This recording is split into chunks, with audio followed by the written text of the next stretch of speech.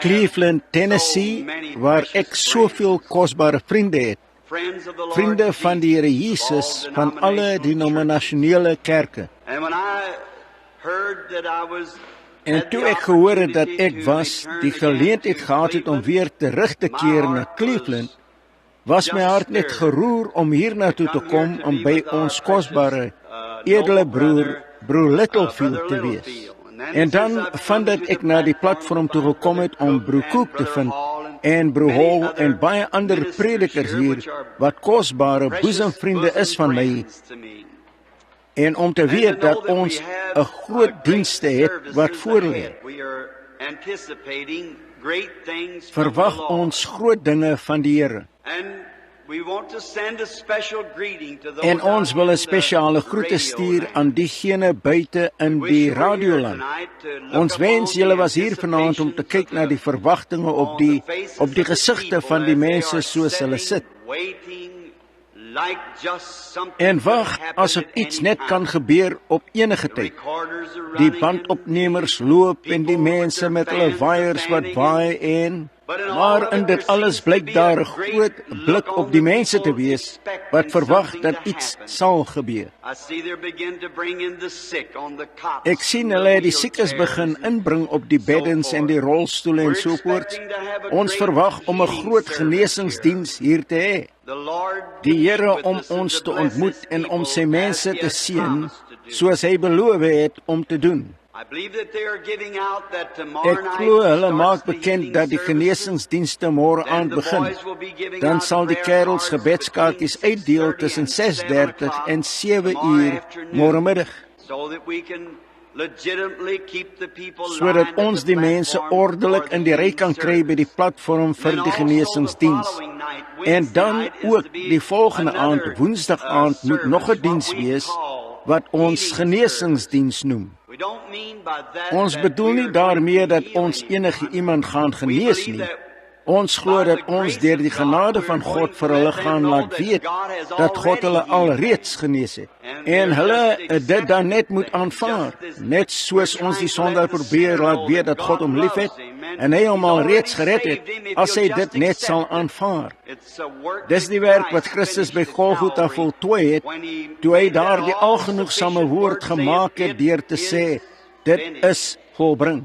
Die hele plan van verlossing, alles wat vir die mensdom gedoen kon word deur die hart van God, was volbring toe Christus daardie woorde gesê het. Was God se plan voltooi. Ons moet net geloof hê om te ontvang wat hy vir ons volbring het. En dan, ek glo dis Woensdagoggend was een van die groot redes waarom ek hier is, om hierdie tabernakel toe te wy aan die Here, die tabernakel waarvan broer Littlefield dink ek pastoor gaan wees. Dit sal 10 uur Woensdagoggend wees. En ek sou graag wou sien dat elke Christen wat binne die mure van daardie tabernakel kon inprop, daar sal wees. Want ons wil nie net die tabernakel toewy aan die Here en vir sy diens nie, maar ons wil ons eie lewens toewy aan hom vir diens. Want die kerk dien net die doel om die mense te huisves, maar ons is die kerk, die uitverkorenes van Christus deur sy genade. En ons wil onsself opnuut toewy op Woensdagoggend 10 uur vir hierdie diens. As jy werk, vra jou baas om jou net 'n bietjie af te gee vir hierdie tyd. Ek glo hy sou dit doen, want hierdie sal 'n groot tyd vir ons almal wees. En nou vanaand was dit my voorreg en wat vir my gegee is deur die broer, om te kom en vir 'n paar oomblikke met julle te praat oor die skrifte.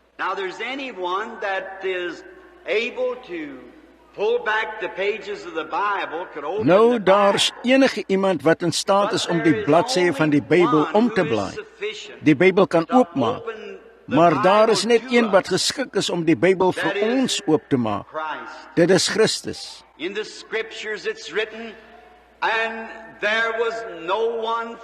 In die skrifte staan daar geskryf, en daar is niemand in die hemel gevind, niemand op die aarde of onder die aarde, wat waardig was om die boek te neem, of die seels daarvan los te maak, of selfs daarna te kyk nie. En daar het 'n lam in die prentjie gekom, wat geslag is vanaf die grondlegging van die wêreld. En hy het die boek geneem uit die regterhand van hom wat op die troon gesit het, want hy was waardig. Mag hy dit vir ons oopmaak vanaand, terwyl ons geduldig luister. En voor ons dit doen, laat ons ons hoofde buig en praat met die outeur van hierdie boek, die Bybel.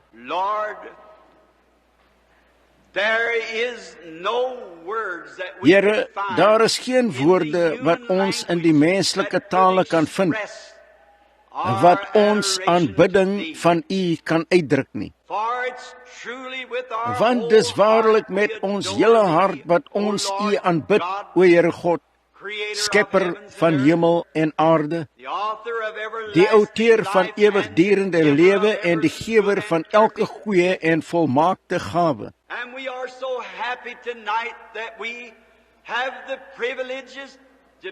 En ons is so bly vanaand dat ons die voorregte het om U kinders, seuns en dogters genoem te word. En ons sou sê, Here, dat dit ver van ons harte is om ooit te dink dat ons dit op enige manier verdien het. Maar dit was deur die onvervalste genade van Jesus Christus wat ons geroep het na hierdie groot uitverkore plek.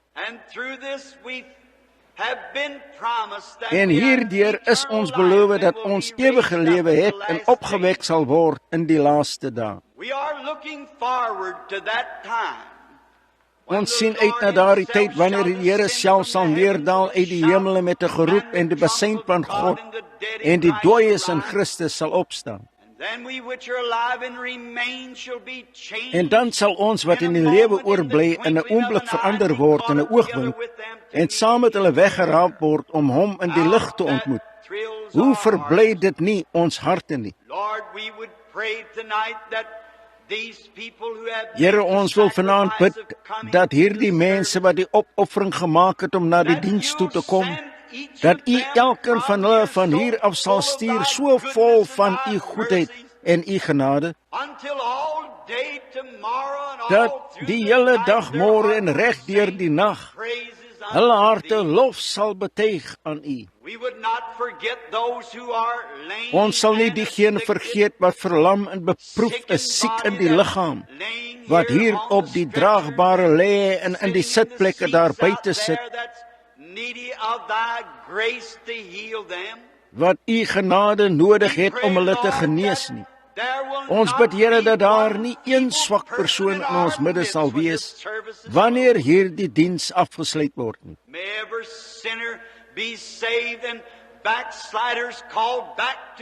Mag elke sondaar gered word en afvalliges teruggeroep word na die huis van die Here, terug in gemeenskap met sy seun. En ons sal nie diegene in die radioland vergeet wat ingeskakel is, en die hospitale, en in die skole van die siekes, en wat dit ook al mag wees nie, mag U Heilige Gees deur die medium van hierdie radio gaan, en hulle in hulle kamers in, en aan hulle gee, Here, daardie honger en dors in hulle hart, dat dit bevredig kan word met U goedheid. Soos ons die bladsye van die boek omblaai om te lees, mag die outeur van die boek sy Heilige Gees stuur en daardie woorde vir ons laat lewe op so 'n manier dat ons sal ontvang waarvoor ons gekom het. Gee ons van U genade en van U krag, die vergifnis van ons sondes, want ons vra dit in die naam van Jesus, U Seun, ons Verlosser. Amen.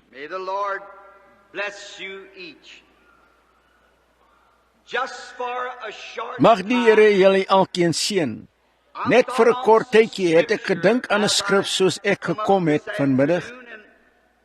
It's found over in Psalms 119. En dit word gevind oorkant in Psalms, Psalm 119 en die 59ste vers wat ek graag wil lees. I thought on my way, Soos ek my weer oordink het, het ek my voete laat teruggaan na u getuienisse. And tonight, if I should call it a subject, En vanaand, as ek dit 'n onderwerp sou noem, wil ek graag praat oor die onderwerp, dink aan ons weer. you know, David Julle weet Dawid, told at the daar time word of the vir my writing gesê of dat hy, the psalm, ten tye van die skryf that van he'd hierdie been in psalm, trouble.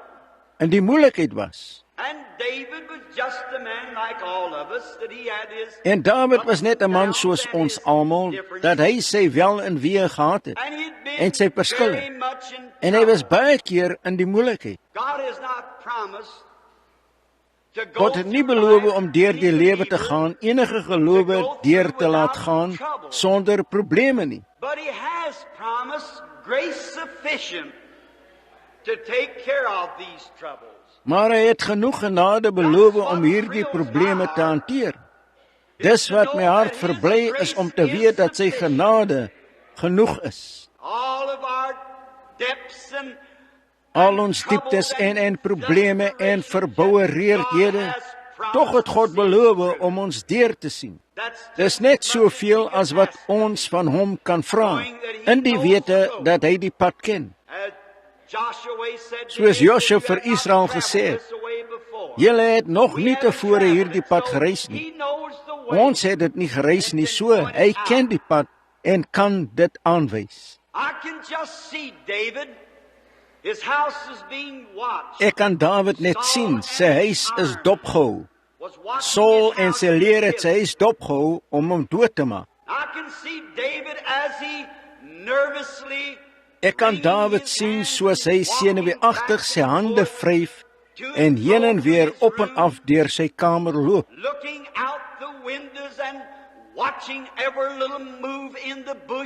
By die vensters uitkyk en elke bewegingkie in die bosdoppel, want hy het nie geweet watter tyd daar 'n pyl deur die lug reg in sy eie bors kon invlieg nie. En dit was toe dat hierdie woorde na hom toe gekom het. Soos ek my weer oordink het, het ek my voete laat teruggaan na u getuienisse. Dis gewoonlik wanneer 'n man in die moeilikheid beland, dis wanneer hy begin dink aan God.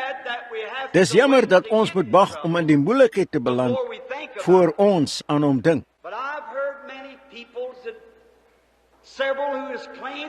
Maar ek het al baie mense gehoor wat verskeie wat beweer dat hulle nie gelowiges was nie, dat hulle nie geglo het daar was 'n God nie. Maar ek het opgelet daar dieselfde mense laat hulle seer kry of in die moeilikheid. Soos ons vertel word, Bob Ingersoll, terwyl hy sterwend was in sy hospitaalkamer, het hy geskree: "O God, as daar 'n God is, wees my genadig." Jy mag 'n paar groot dinge sê terwyl jy goed voel, maar wanneer die dood aan die deur kom klop, gaan jy jou opinie verander. In my lengte van dae het ek al baie sulke mans gesien wat nie omgegee het vir kerk en nie omgegee het vir God en niks wat reg was nie. Maar laat hulle net in die moeilikheid beland en die dokter sê daar's 'n kanker wat jou opvreet. Sal hulle gaan soek na iemand om vir hulle te bid sommer gou. God het 'n manier om jou hom te laat erken. 'n Paar maande gelede het ek met die agbare regter van ons stad gepraat, wat 'n boesemvriend van my is, wat baie gereeld na die tabernakel toe kom wanneer ek daar is.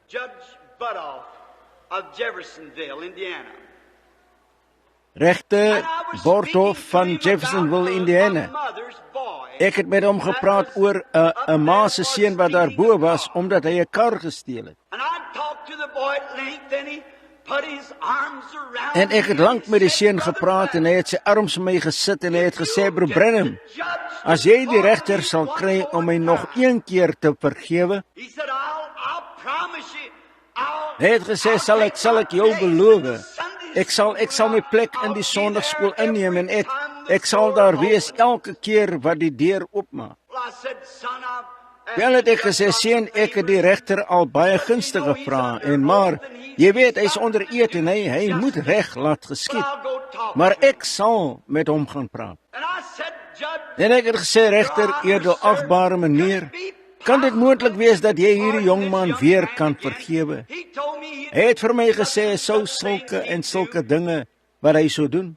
Ek sal nooit vergeet wat die regter gesê het nie. Hy het dan opgestaan van agter sy lesenaar en omgeloop na waar ek was en my aan die hand geneem en ek het opgestaan, sy arms oor my skouer gesit en hy het gesê, Billy het hy gesê, elke man wat ek tronk toe stuur wil 'n prediker word. Hy's in die moeilikheid. Maar gesê ek het baie van hulle sien vergewe word en hulle tyd uitdien. Hulle vergeet alles daarvan wanneer hulle weer vry is.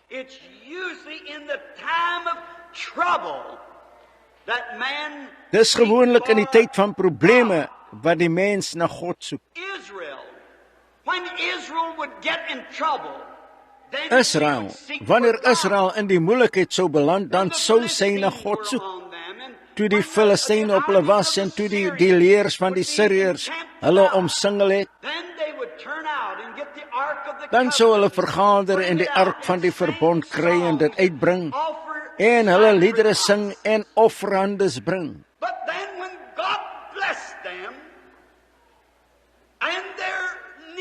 Maar dan, wanneer God hulle geseën het en al hulle behoeftes voorsien het, dan reg hy terug soos die vark na sy rolplek en 'n hond na sy braaksel. Lyk net asof dit die neiging is van mense om in iets ingedruk te word, gestoot te word om die Here te aanbid.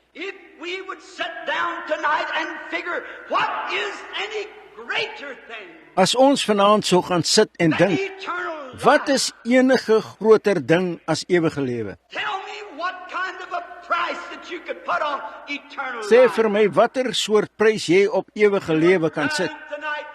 As jy sterwend was vanaand met $100 biljoen in jou sak, kon dit nie ewige lewe raak nie. Jy kan dit nie koop nie. Geld is vuil in die oë van God as dit nie gebruik word vir sy koninkryk of vir een of ander goeie doel nie. Wat dink julle sou vanaand gebeur in Wallstraat? Daar is plekke in die wêreld wat ek gepreek het wat so primitief is, dat hulle op die seestrande soek vir klein mosselskulpies, klein rondings in hulle.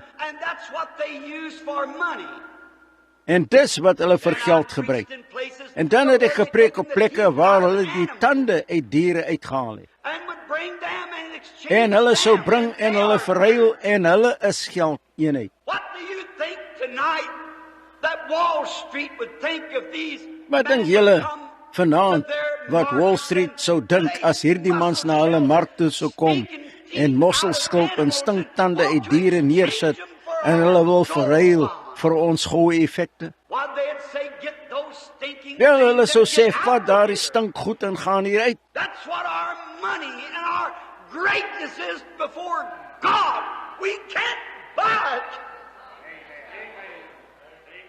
Dis wat ons geld en ons grootheid voor God is. Ons kan dit nie koop nie. God is so goed dat hy dit vir ons gee, sonder geld of sonder prys en ons weier dit. Dit klink nie eens verstandig nie, of hoe? Ek het met my vrou gepraat 'n paar dae gelede nadat ek my 50ste verjaarsdag gevier het.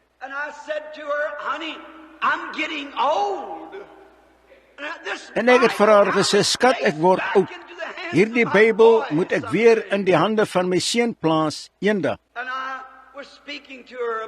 En ek het met haar gepraat oor hoe toe ons jonk was.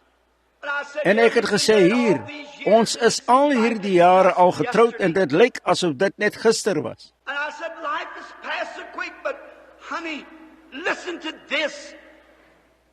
En ek het gesê, die lewe het so vinnig verbygegaan, maar skat, luister hierna. Ek het gesê, as God na hierdie kamer toe sou kom en sou sê, ek gaan jou 'n keuse gee. going to go through poverty. om nog 50 jaar te lewe en jy gaan deur armoede, siekte en probleme en verwerp en verag word en 'n verskriklike tyd hê. You're going to have to beg every Jy gaan vir elke maaltyd wat jy eet in die volgende 50 jaar moet bedel, maar aan die einde van daardie 50 jaar sal jy ewige lewe hê. But I'm going to give you the whole world.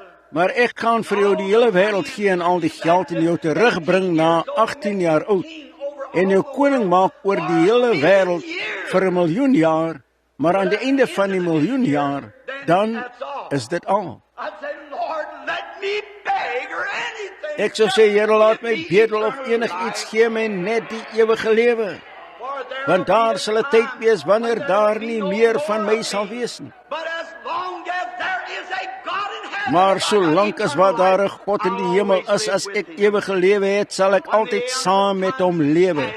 Wanneer die eeue van tyd verby is, lewe ons aan, want ons is deel van God, seuns en dogters van hom. And it's a shame that we have to be pressed into places. En dit is 'n skande dat ons in plekke ingedruk moet word om ons dit te maak aanvaar. Yes, an Wat 'n vyand het ons nie.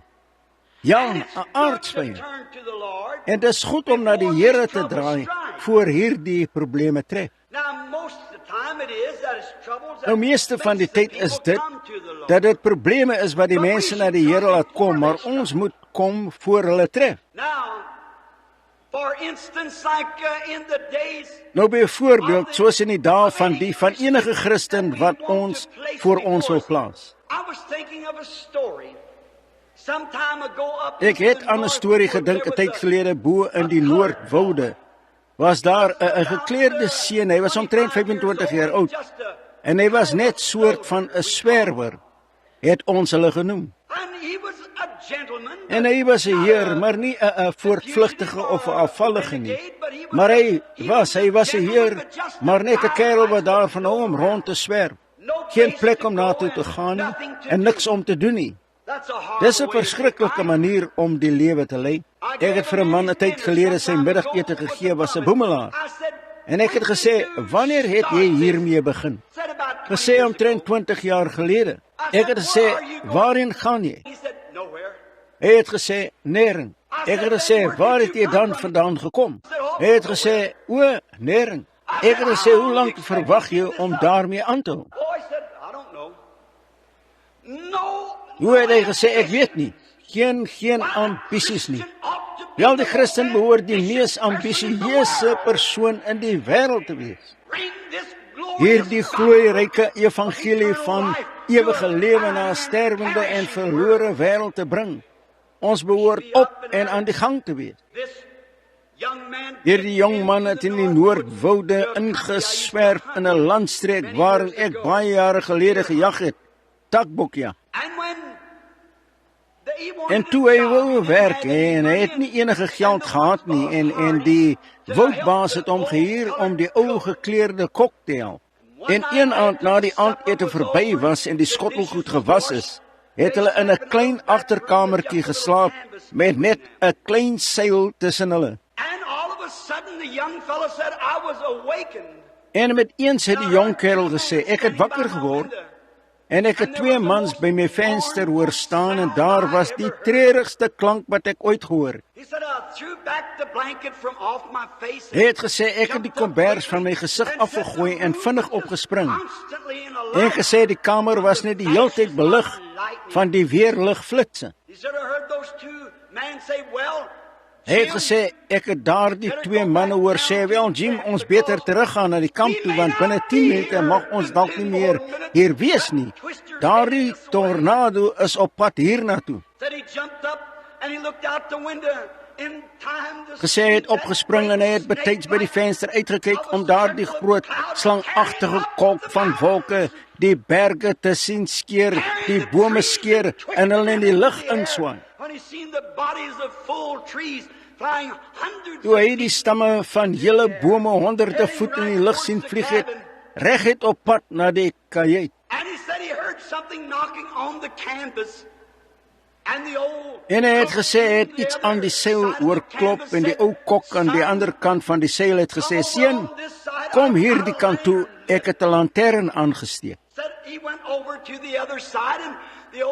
Gesê het na die ander kant toe gegaan en die ou kok het 'n lantern aangesteek en gesê, sê het vir hom gesê, ken jy die Here Jesus as jou verlosser?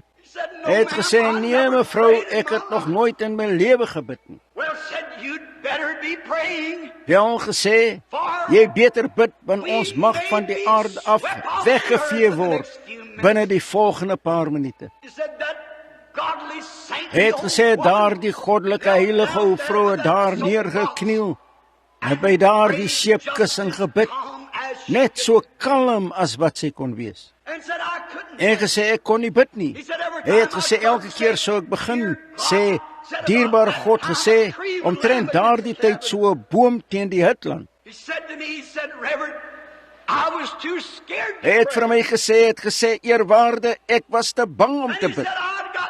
En hy het gesê, ek het soveel uitgekry. Meneer, as u my net sal spaar, sal ek na u toe kom een of ander tyd wanneer daar geen storm aan is nie. Hy het gesê, dis hoekom ek hier is vanaand. Daar is geen storm aan die gang nie, maar daardie belofte in my hart, die herinneringe van daardie uur, bly steeds talm.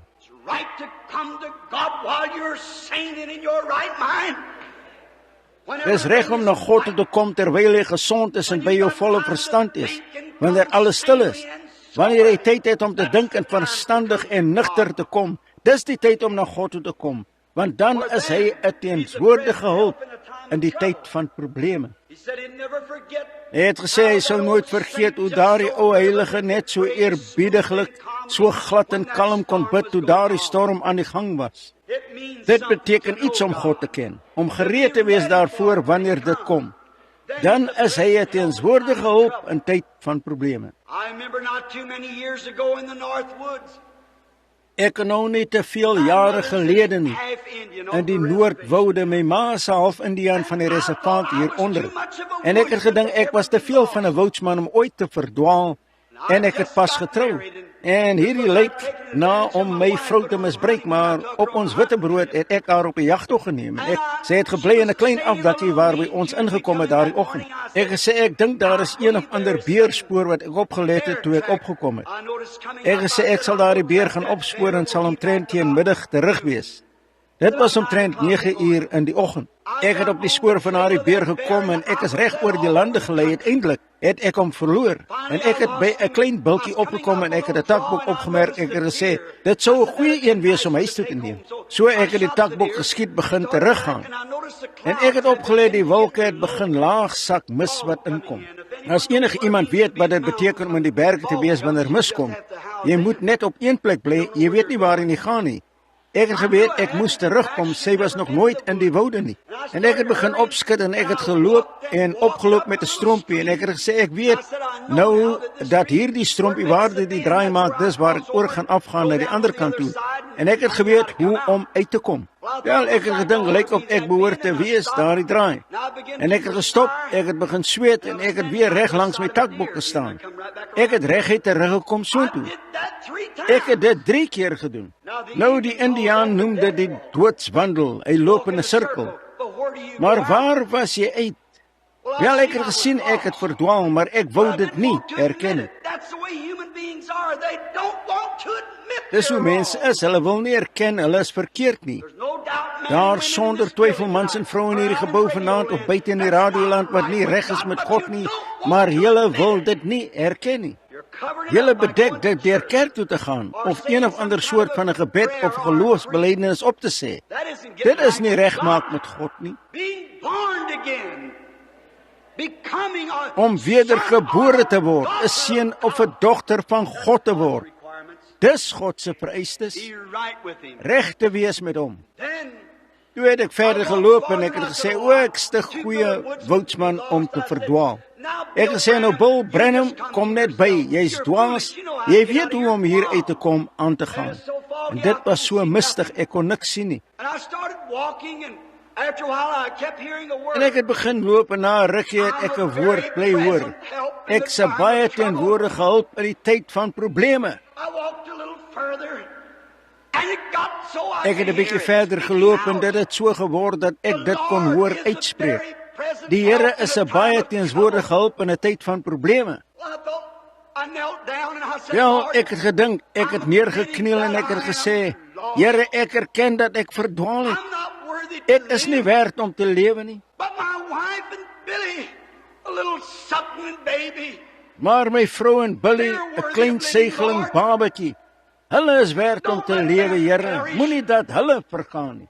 En ek het gebid en ek het opgestaan en ek het gesê, wel nou, ek sal die beste moet kies wat ek weet hoe. So ek het reguit vorentoe begin loop, gedink ek gaan reguit presies reg. Die wind is in my gesig. Net toe het dit gelyk asof 'n hand op my skouer gelê het en ek het omgedraai om te sien wie dit was wat my aangeraak het. En ek het opgekyk en 'n klein plekkie het opgeklaar in die lug. En ek het Orkaanberg in die veldwagter se toring gesien, waartoe ek op pad was. O, wat 'n gevoel. Hy's 'n baie teenswoordige hulp in die tyd van probleme. Wees nou reg met hom dat wanneer die dood of siekte of wat dit ook al is jou tref, dan is hy 'n teenswoordige hulp. Ek vergeet nooit, ek het my hande reguit gewys in die rigting wat ek gegaan het. As ek sou gegaan het soos my keuse was, sou ek in Kanada ingegaan het. Maar ek het hierdie kant toe gegaan aan my regterkant waar hy my omgedraai het. En ek het my hande opgesteek.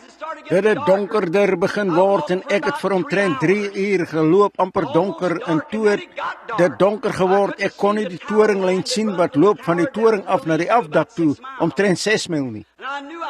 En ek het geweet, ek was op Orkaanberg, ek kon nie my koers verander op hardloop oor die rotse nie. O, dis 'n robbe pad wanneer jy een of ander tyd reg probeer wandel, maar dis reg, dis die enigste uitweg. Ek het geloop nadat dit donker geword het. Ek het my hande opgehou totdat hulle gevoel het, hulle gaan val. O, hulle was koud en die sneeu het gewaai en ek het gedink as ek net aan daardie lyn kon raak. So donker en ek sou stop en ek sou my hande 'n oomblik laat rus, my rigting reg ingestel hou, dan my hande opsteek en weer begin. Julle sal nooit weet hoe ek gevoel het toe my hand aan daardie lyn geraak het nie. Ek het geweet, ek kan vashou aan daardie lyn. Ek het gehelp om dit daar op te sit, daardie lente. Ek kon vashou aan daardie lyn.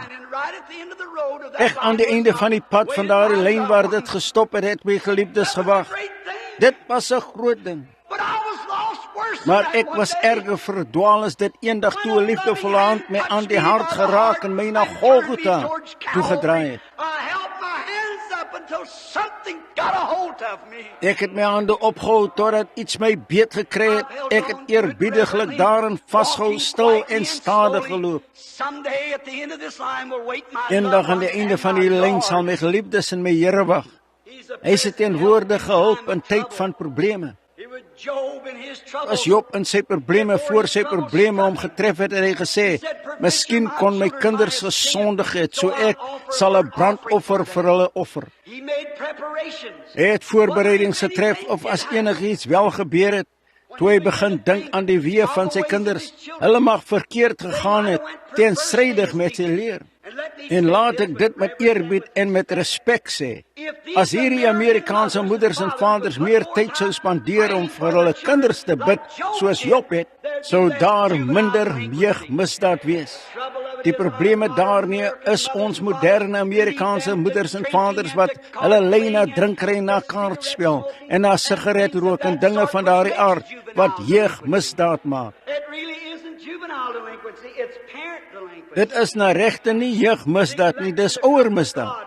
Versuim om na God toe te kom en hom te vind, dan tref die moeilikheid. Toe probleme Job getref het, het hy die brandoffer geoffer gekom op die enigste gronde wat God 'n gelowige sal ontvang. Dis op die brandoffer en die bloed. Toe probleme sy huis getref het, was God 'n teenswoordige hulp in die tyd van probleme. Toe hulle hom beskuldig het om 'n geheime sondaar te wees, het hy geweet dat hy regverdig was by God, omdat hy aan God se vereistes voldoen het. Toe kon hy sê, ek weet my verlosser leef, en op die laaste dag sal hy op die aarde staan.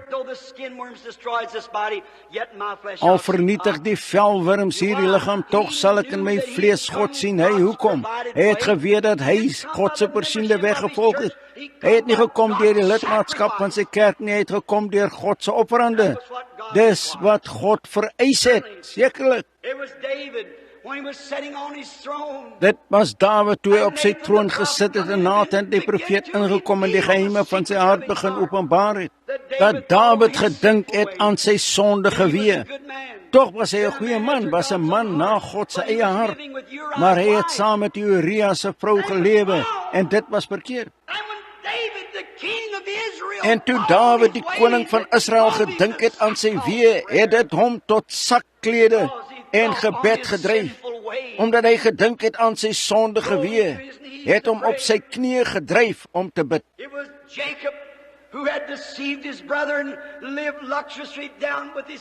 Dit was Jakob wat sy broer mislei en in weelde by sy skoonpa gewoon het met kamele en skaap en alles. Een keer het daar 'n verlange gekom om terug te gaan huis toe, terug te gaan kerk toe en weer terug te gaan na die regte ding.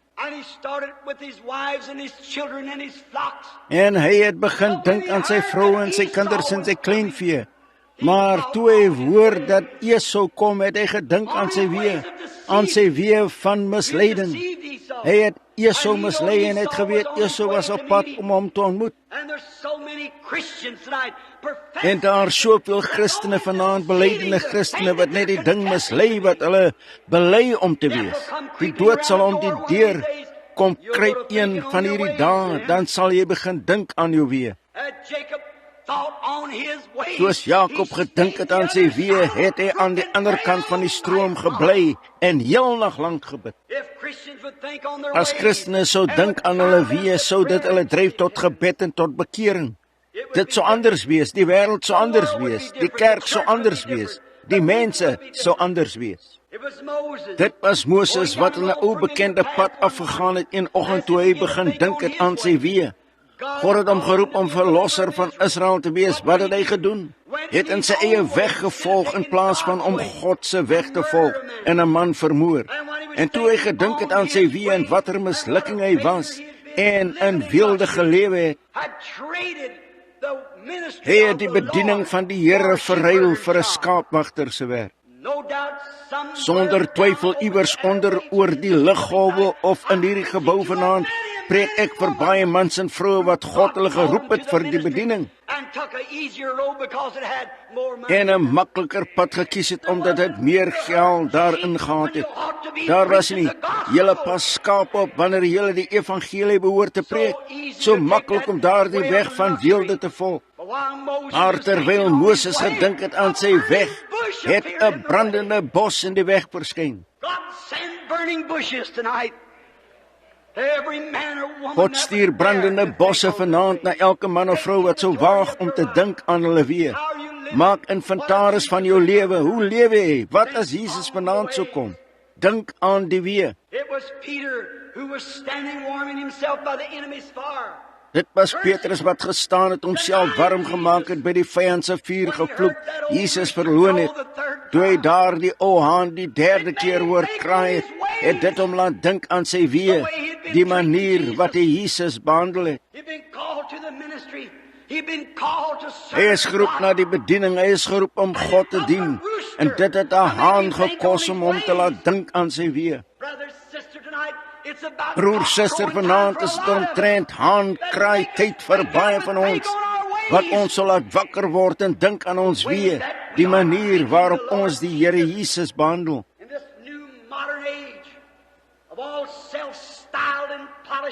In hierdie nuwe moderne eeu van al die selfgemaakte en gepoleerde godsdienste, is dit tyd om te dink aan ons weë en terug te kom na die ou pad wat Jesus Christus bewandel het, toe hy hier op aarde was, 'n weg van opoffering. Dink aan ons weë.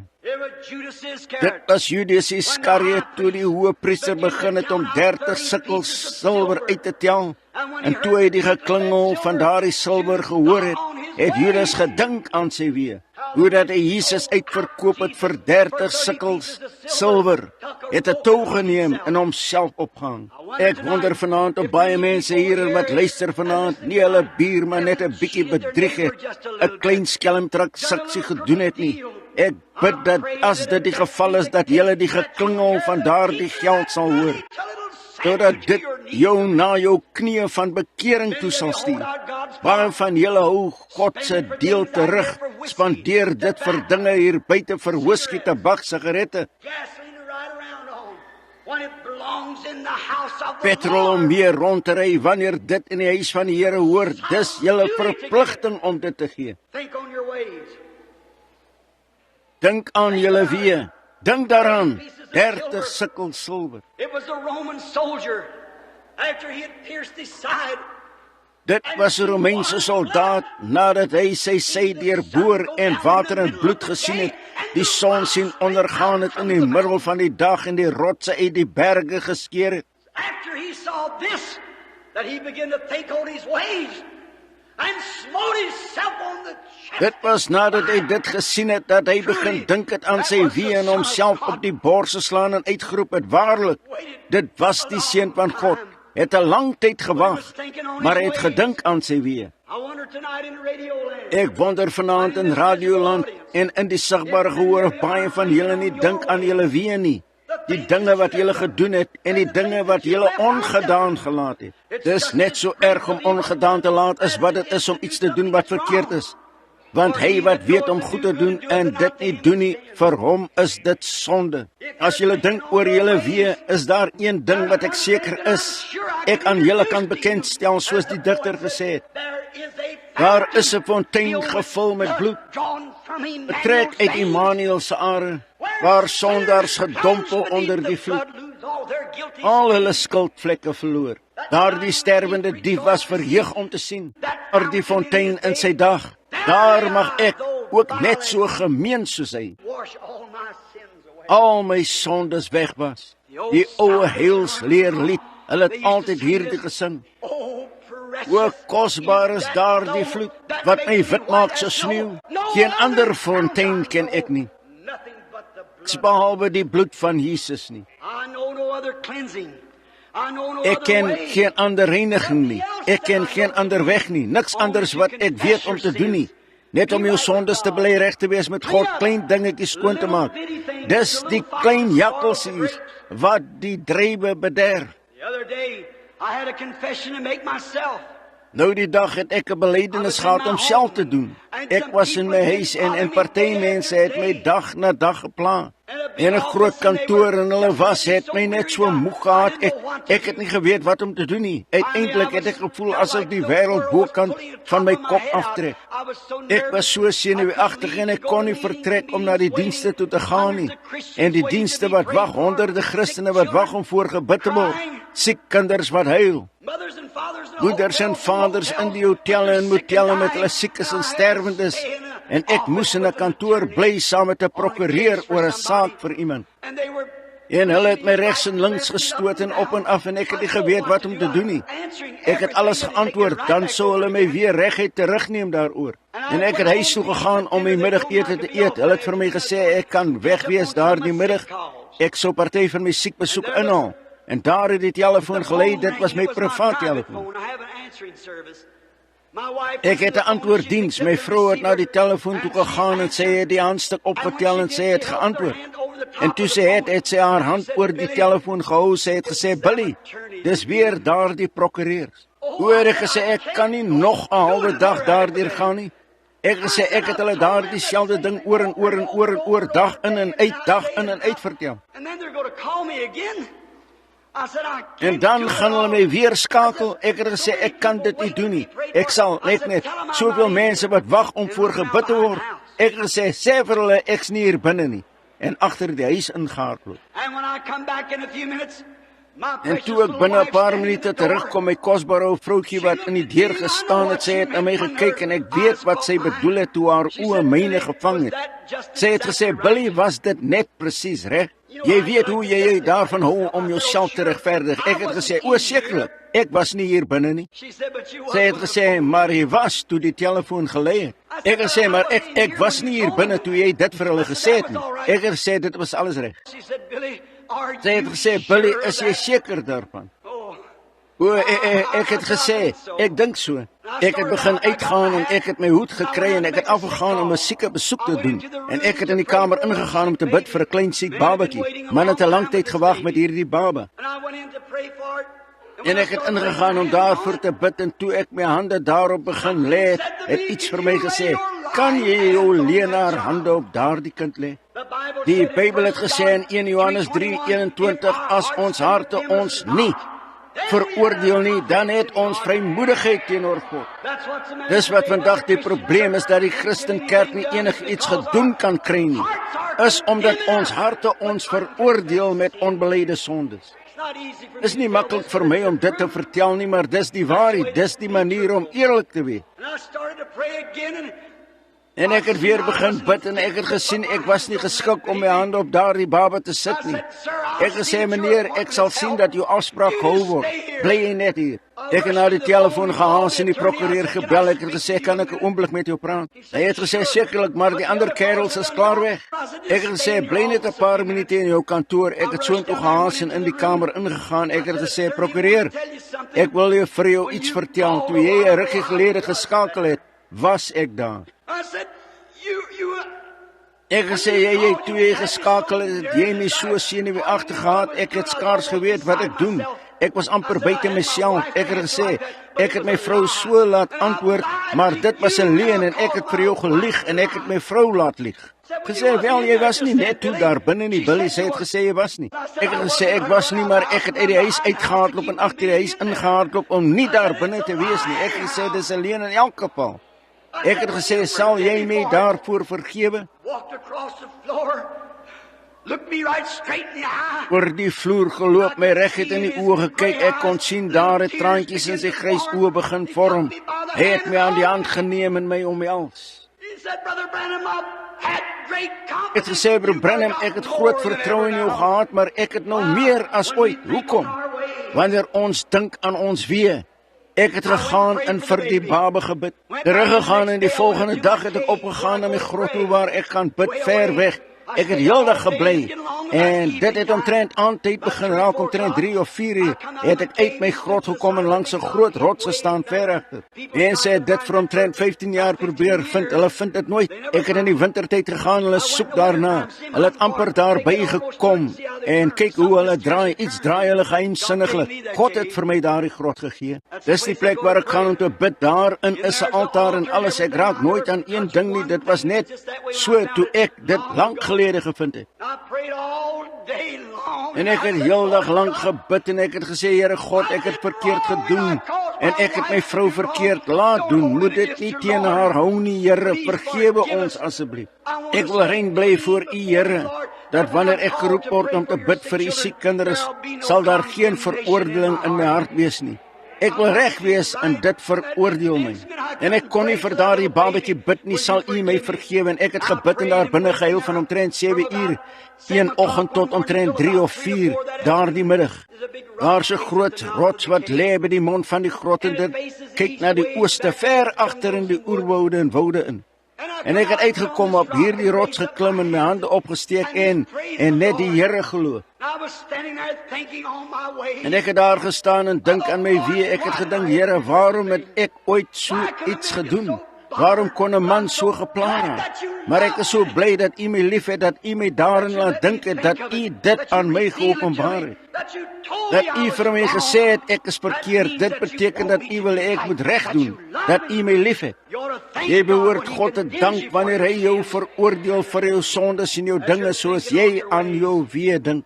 Soos ek daar gestaan en hom geprys het nadat ek 'n tevredenheid gehad het dat hy my vergewe het, en daar het 'n skrif by my opgekom en ek het gesê, Here, daar was een keer wat U vir Moses in die skeur van die rots verberg het. En toe U verbygegaan het, het hy gesê, dit het gelyk soos die rug van 'n man. Ek het gesê, U was so genadig teenoor my by hierdie plek. Kan dit nog een keer gebeur, Here?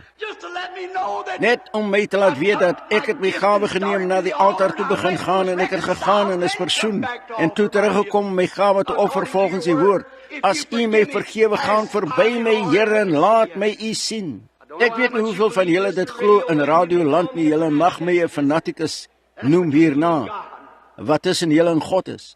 Toe ek dit gesê het, oorkant aan my linkerkant, 'n klein spasie net omtrent soos daardie vuurkolom wat julle in die foto sien, het daar 'n windjie in die bos begin warrel, reguit afgekom en reg langs my verbygerol soos daardie afgegaan deur die woude.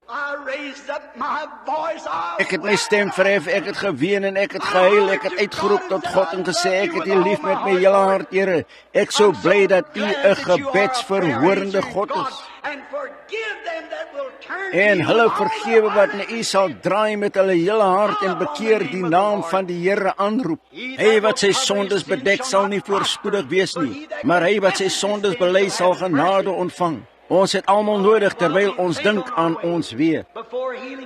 Voor genesingsdiens môre aan begin, laat ons dink aan ons wee terwyl ons bid, soos ons hoofde buig.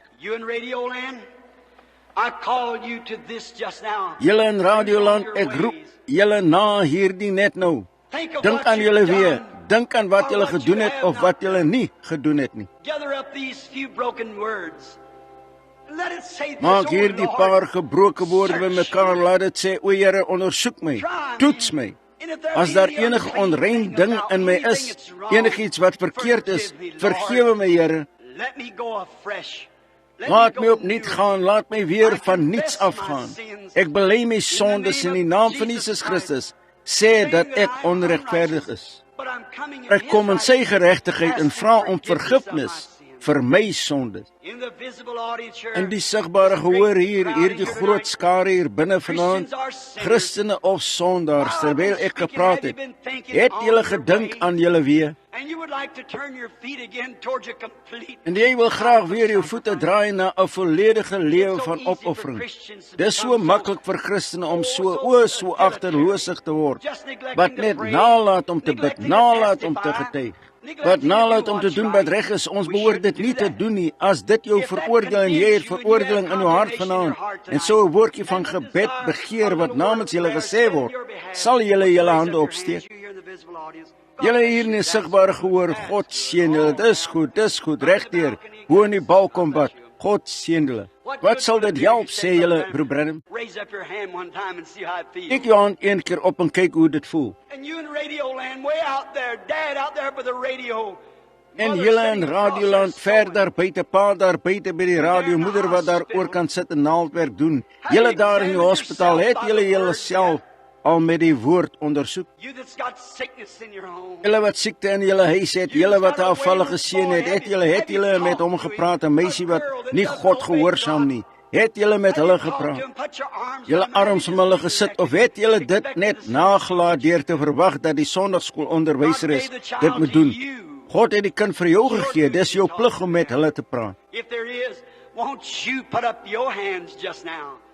As daar is, sal julle nie julle hande net nou opsteek nie. Sê, Here, onthou my, ek dink aan my wee en ek draai my voete na U getuienisse. Ek kom terug. Miskien het jy 'n ware ondervinding gehad, jou hart was aan die brand net nadat jy die Heilige Gees in jou lewe ontvang het, en jou siel het gebrand, maar op een of ander manier het jy weggekom daarvan. Dit het nooit weggekom van jou nie, maar jy het weggekom daarvan, en jy wil graag daardie vreugde hê wat jy eenmaal by God geken het. As jy dit wil hê, steek jou hand op, sê, God, gee my die vreugde van my verlossing terug. En nou buite deur hierdie sigbare gehoor, daar's net baie hande op. Gee my die vreugde van my verlossing terug. Nou laat ons harte ondersoek en kyk of daar enigiets verkeerd is.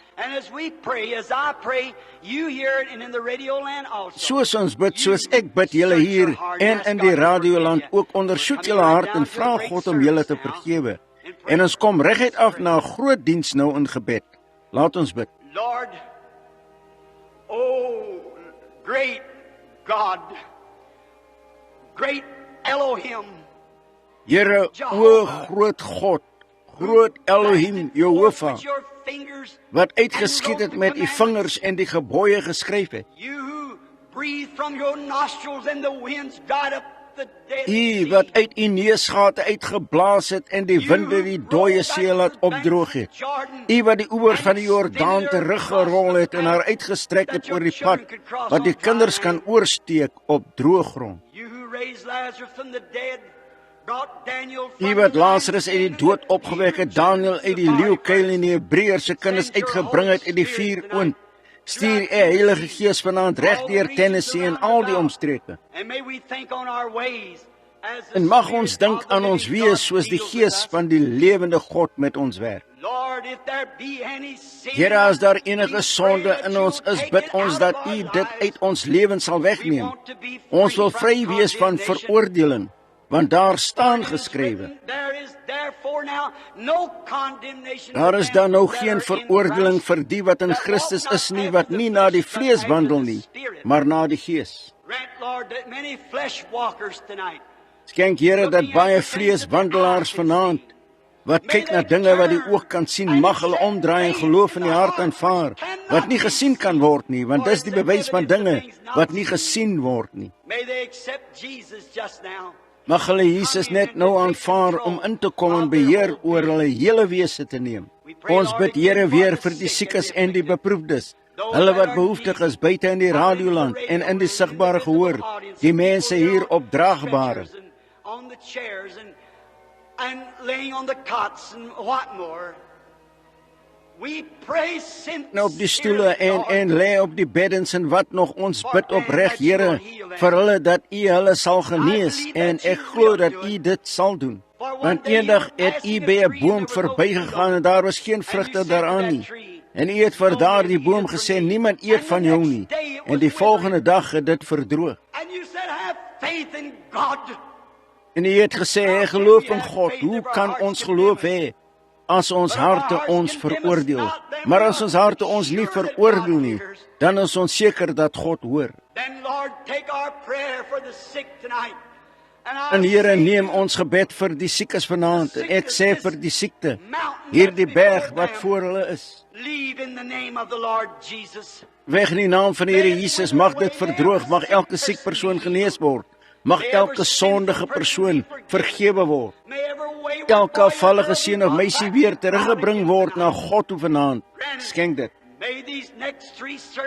Mag hierdie volgende 3 dienste, Here, een van die grootste uitstortings voorbring, dat daar 'n oudtydse herlewing sal uitbreek deur Tennessee hier. Hierdie groot godsdienstige sentrums hier, soos die Lee College en baie van ander groot instituute, mag daar herlewings kom wat net hulle harte aan die brand sal steek, baie duisende na Christus toe gebring sal word. Laat dit nou begin, Here, en versprei oor die wêreld voor die koms van die Here Jesus, wanneer die swaarte, die stryd en die mis laag sal wees, en ons sal nie weet watter kant toe om te gaan. Let us find him now who is a very present help in a time of troubles. Maar in sirkels sal loop. Laat ons hom nou vind wat 'n baie teenswoordige hulp is in 'n tyd van probleme, want ons vra dit in sy naam en tot sy eer. Amen. Het julle hom lief? In die sigbare gehoor sal julle hande opsteek en sê, ek het hom lief. Gee vir ons 'n woord, ek het hom lief. Jy weet, ek het hom lief, ek het hom lief. Jy weet, kom ons sing hierdie goeie lied saam hier in die sigbare gehoor en in die radio gehoor. Ek het hom lief, ek het hom lief. Hy my eerste lief gehad het en my verlossing gekoop het op Golgotha. Ek het hom lief. Goed, sal julle dit nou saam met my sing? Goed, waar is die sangleier?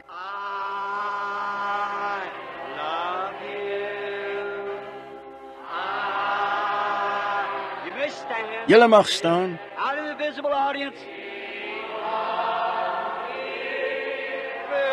Buite in die sigbare gehoor. Ek hoor, moeder, jy en pa daar by die staan op, steek hulle hande op.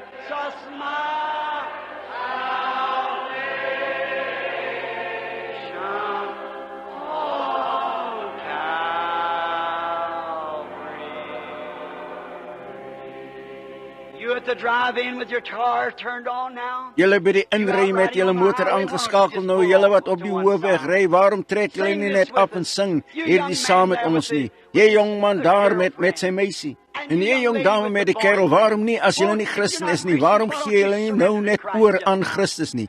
Wat help dit om 'n tuiste te probeer maak sonder dat dit 'n Christen tuiste is? Begin dit almal oral, sing dit nou weer saam met ons. Soos ons stemme verhef na God, laat ons ook ons hande opsteek na God. Goed.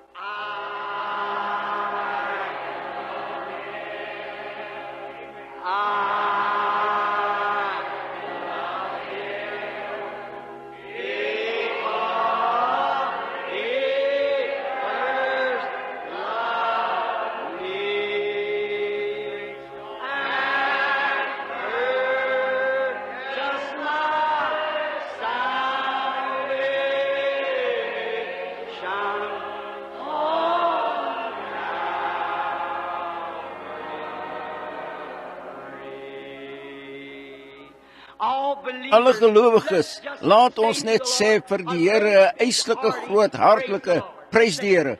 Kom ons sê dit. Prys die Here. O, laat dit julle nie goed voel nie. Skuur die woord julle nie net soort van uit. Laat julle anders voel nie. Nou is die boodskap verby. Ons aanbid nou die Here. Veel Christene is sigbaar, laat ons julle hande sien. Almal wat Christen is, steek julle hande op. O goeiste, net omtrent 100%. Laat ons dit dan weer sing. Skud hand met jou buurman, die een voor jou. Langs jou elke kant en die agter jou heen en weer. Skud mekaar se hande soos ons sing, ek het hom lief. Kom maar nou, soos die lied.